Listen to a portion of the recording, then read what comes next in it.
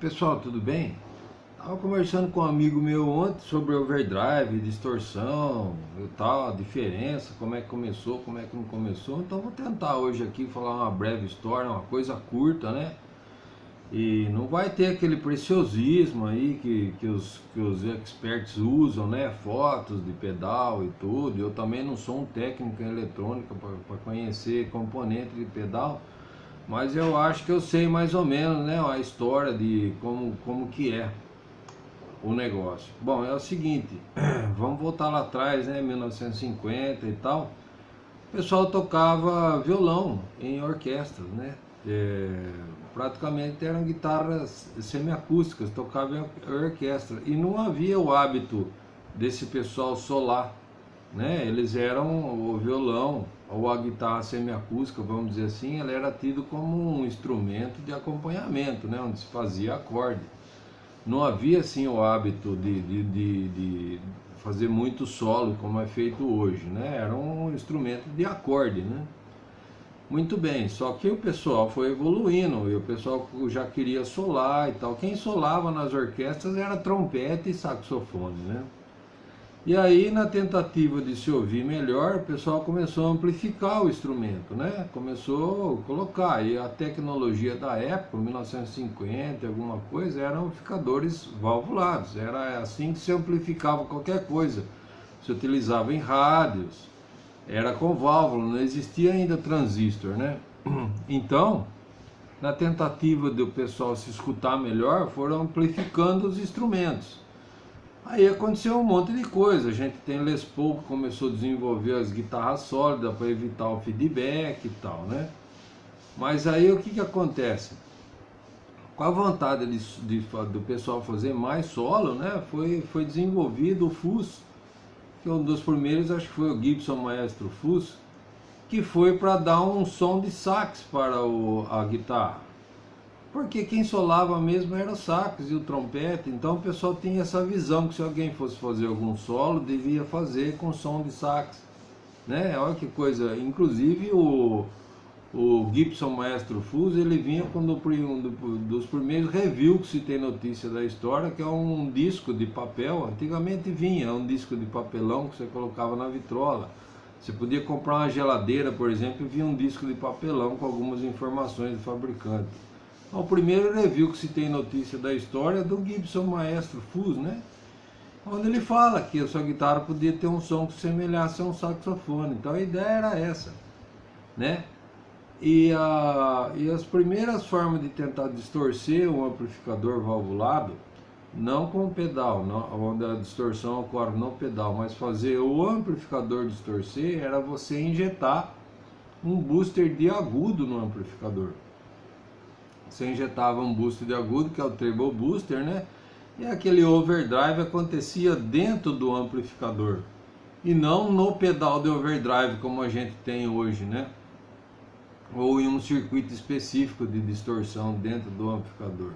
Então você injetava um booster de agudo e a distorção ocorria no amplificador valvulado dentro do amplificador. Então os primeiros pedais que a gente tem notícia eram boosters de agudo, né? Até que surgiu aí o Range Master Treble Booster, que era um fuzz também, né? Então ele reunia as duas qualidades, de ser um booster de agudo e um fuzz também, né? Isso também foi muito utilizado porque com o crescimento dos amplificadores, né, com a wattagem e tal, antigamente não era a mesma tecnologia de hoje. Então eles usavam um amplificador grande, por exemplo, né, a primeira notícia que tem, acho que foi um pedido do Clapton de fazer um cabeçote Marshall com 2 falando de 12 que ele pudesse levar dentro do carro, né? Mas se você tocar esse amplificador num volume baixo, os agudos deles ficam meio velados, do Vox, AC30, desse Marshall Blues Breaker, né, que eles chamam.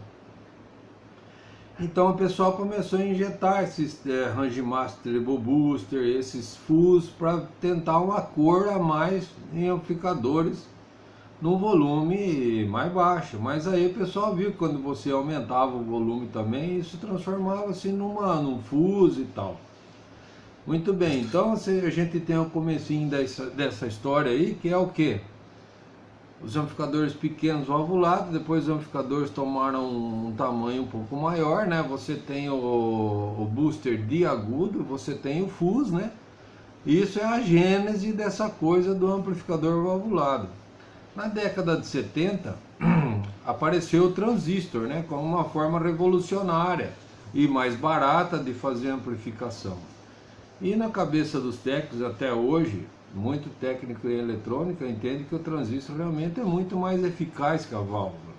Você pode até achar o som da válvula mais bonito, mas em termos de amplificação e aproveitamento e tal, o pessoal entende que o transistor e custo e capacidade de armazenamento e tal, o pessoal entende que o transistor é muito mais eficaz. Só que tem uma coisa, o transistor não distorce como a válvula, porque a válvula é termoiônica, né? E o transistor é solid state, né? Então, o que acontece? O transistor não distorce como a válvula. Você tem, para você conseguir fazer um amplificador transistor distorcer, você tem que fazer um circuito de overdrive, né? Separado ou junto ali no pré para o transistor distorcer. E a válvula, você vai aumentando o volume, a própria válvula ela vai distorcendo. Então foi criado os primeiros pedais de overdrive pela Boss, né? Onde o efeito de overdrive se dava no pedal. Para quê? Para você conseguir dar para o transistor uma característica de som valvulado. Então aí você tem o OD1 1977, você tem logo a seguir você tem os Ibanez, né, 808 e tal, que é o que? Eles foram criados para dar para o amplificador transistorizado uma característica de amplificador valvulado, só que esse overdrive, essa distorção ocorria no pedal e não mais no amplificador. Só que o pessoal, muito curioso, descobriu que se você usar esses pedais também no amplificador valvulado, fica bonito também. Então, logicamente que o pedal é seu, você liga quando você quiser, né? Então o pessoal começou a ligar também os OD1s, os TS-808 também nos amplificadores valvulados, começou a ficar bonito. Mas a música, que está sempre em evolução e tal, não parou nisso aí. Então o pessoal queria mais, né? Esse overdrive já não era mais o bastante. O pessoal do rock and roll queria alguma coisa que distorcesse, um hard clip que distorcesse um pouco mais, né? E o overdrive não seria mais o bastante. Aí começou a surgir o pedal de distorção, que é um dos pioneiros, por exemplo, é o RAT. Que o pessoal da Proco, que fazia equipamentos que é acessório de guitarra, né? Fazia cabo, mesa, que era a Proco, que é a indústria do RAT. O pessoal começou a desenvolver alguma coisa que distorcesse mais do que o overdrive, que é o hard clipping. Então esse foi o começo da distorção, que foi o RAT, né? Até numa montagem lá equivocada, o pessoal acabou errando e montando um resistor errado lá e acabou dando certo. O erro acabou dando certo e acabou sendo criado o distortion, né? O Proco, que é o RAT. E aí já veio DS1, que é o quê? Diria assim, um alter ego do overdrive, né? Vamos dizer assim, né? Uma coisa que distorcesse mais brutal para a época, vamos dizer assim, né? Então veio o RAT, o DS1, que são os hard clips, né? Eles já utilizavam de outros chips, né? LM300 alguma coisa e tal, que é para provocar uma coisa mais forte do que o overdrive. Então, você tem aí, né? É lógico que aí o pessoal descobriu que isso aí não ficava legal só no transistor, e começaram a usar também nos valvulados, né? E depois, com os estudos, com a evolução da coisa, o pessoal já sapateou em cima dessa criação aí, né? Criando, por exemplo, a Marshall começou a criar as distorções com características semelhantes a amplificadores famosos, né? Que, por exemplo, você tem o Drive Master, Shred Master, que já era uma intenção de não só fazer distorcer o som, mas também dar uma característica de algum amplificador famoso, né? Que lembrasse, remetesse a algum amplificador já famoso existente, que é o pessoal que chama agora, que seria os Marshall in a Box, né?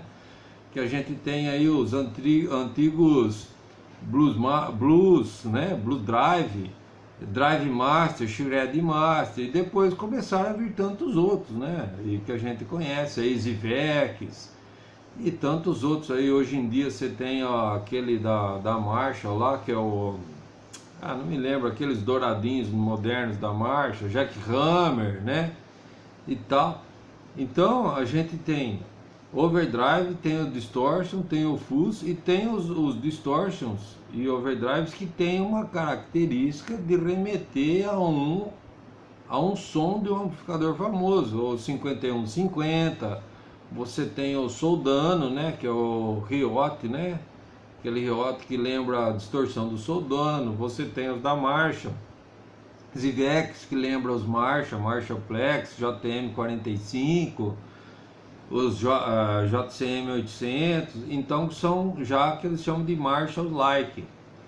Então essa aí é uma modesta história aí para vocês entenderem a evolução, né, dessa coisa do overdrive, da distorção do fuzz, que nada mais é uma tentativa, né, de viabilizar a intenção do guitarrista se expressar, né? Já que a música, a forma de tocar foi se modificando com o tempo e as necessidades foram se tornando outras, né? Aí o pessoal foi buscar elementos para viabilizar isso aí, né?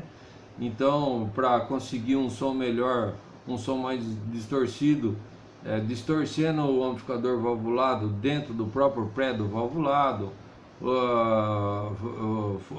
inventando fuzz para que desse uma sonoridade mais de solo para o seu instrumento, depois com a invenção do transistor, criando os pedais de overdrive e distorção, já que o transistor não distorce, né? Então esse efeito de overdrive e distorção já passou a ocorrer no pedal e não no amplificador, não é? E depois, como se não fosse o bastante, dando características, fazendo pedais com características sonoras de amplificadores famosos, né? Que são os Marshall-like, Marshall Inabox, Soldano Inabox, 5150 Inabox, né? E tal, e tantos outros que a gente tem aí. Então, é só um resuminho aí, um apanhado total aí de tudo que aconteceu, né? Uma parte bem criativa do negócio, meados dos anos 50 até meados dos anos 70. E depois, né, aí a gente tem estágios duplos de overdrive, estágios duplos de distorção, né, distorção com clipagens diferentes, clipagens de LED, clipagem de diodo, diodo de germânio, diodo de silício. Aí o pessoal sapateou em cima, né, já começou a inventar um monte de coisa, né, pedal com identificador de chamada, GPS, aí já começou a aparecer as viagens total aí, né, coisa cheia de botão, pedais aí que você precisa praticamente fazer um curso na NASA para mexer, né? Aí já a imaginação, né, e a facilidade tecnológica de hoje em dia tomou conta e foi para os mais diversos lados aí do negócio. Beleza? Então eu espero que tenha ajudado aí de alguma forma a modesta história aí dos overdrives e das distorções, né? Lógico que eu não sou técnico, né, em overdrive, então vocês vão encontrar gente muito mais preparada e habilitada do que eu aí para falar com precisão aí sobre componentes e sobre circuitos e tal. Mas isso é mais ou menos para você entender por que tem tanta coisa hoje, por que tem tantas diferenças, né? A gente tem o overdrive hard clip, como é o ACD, por exemplo, que ele chega... Ele passa um pouquinho do overdrive sem chegar na distorção e tanta coisa aí que tem hoje em dia, beleza? Então se for uma história aí só para você entender mais ou menos a evolução do overdrive, do distortion aí na linha do tempo, tá?